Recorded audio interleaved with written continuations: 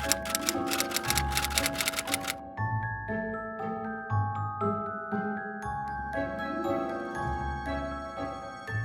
welcome to the channel. My name is James, and I'm going to talk about the books that I finished in January, what I thought about them. Now, this doesn't mean I started every one of these books and finished them in January. I started some before, but these are all the books that I finished, completed in January. There's a new issue of Bookworm's Horror Zine on Etsy. Regina and I just finished it. We have it printed. It's only available to be shipped to your home. We don't do any digital downloads. Bookwormshorror.etsy.com. I'll put the link down in the description. Pick it up. It's our Bloody Valentine issue. So let's get started with the first one. It is Bird by Anne Lamott. This is a nonfiction book about writing. If you are a writer, this book is amazing. It really is inspirational. It is definitely a book you should have on your bookshelf. And I read this before. It's one of the books you can read over and over to get inspired as a writer. So Bird by Anne Lamott. Highly recommend you pick this up. All right, the next book is Code Red by R. St. Clair. This is a great story about vampires running the asylum. If you like vampire stories, this is a fun read. Now, I just finished Carney the month before by R. St. Clair, which I enjoyed more than I enjoyed Code Red. And it doesn't mean I don't like Code Red. It's just that it's set in like West Virginia or somewhere down south. And there's a lot of Virginia Southern slang in it. And a little too much for me.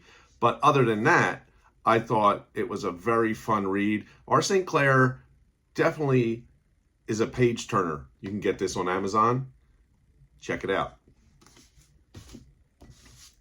Next up, Along Came a Spider by James Patterson. I did not like this book. Now, I never read anything by James Patterson before. So I thought, I'm at the thrift store. It was 25 cents. I'll pick it up. I read it. And these characters are paper thin. I don't care about them. I guess the reason why people get books like these is they're set in these environments where it's like you would never ever be in. In this case, the Secret Service and having somebody who's like a kidnapper and you got to solve these crazy crime type things. But Patterson, I mean, he literally has chapters that are like 1 page or 2 pages and then it goes on.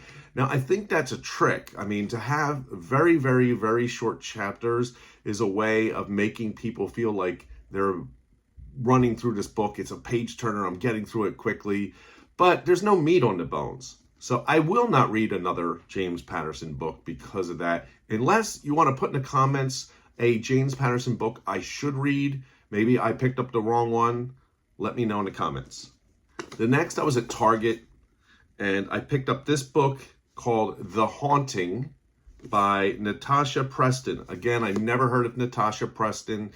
I read the book. It says Penny knows she must forget about her ex, Nash, ever since his father was revealed as the brutal serial killer who traumatized their small town last Halloween.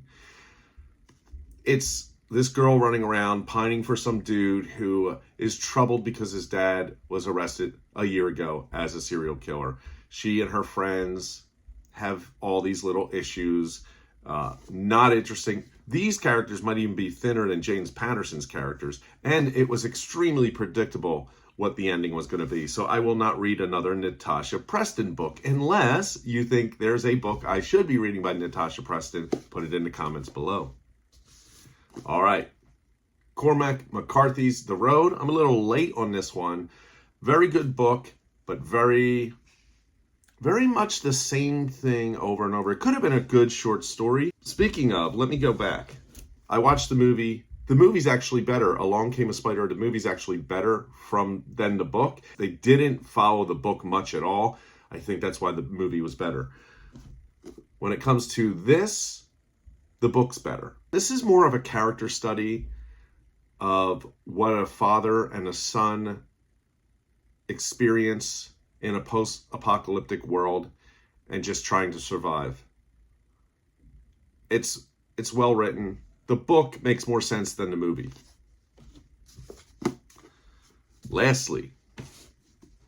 another nonfiction book called Indistractable.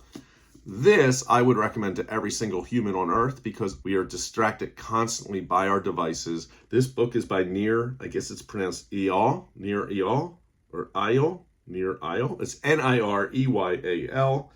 I believe I heard this man speak on a podcast that I listened to called The Science of Success. I loved what he had to say. I picked up his book, just finished reading it in January, and it's about how to control your attention and choose your life.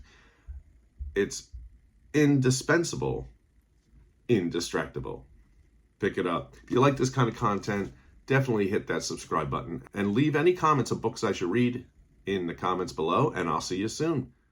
Thank you for listening, and if you enjoy this content, hit that subscribe button and hit the bell so you'll be notified when I do all my reviews.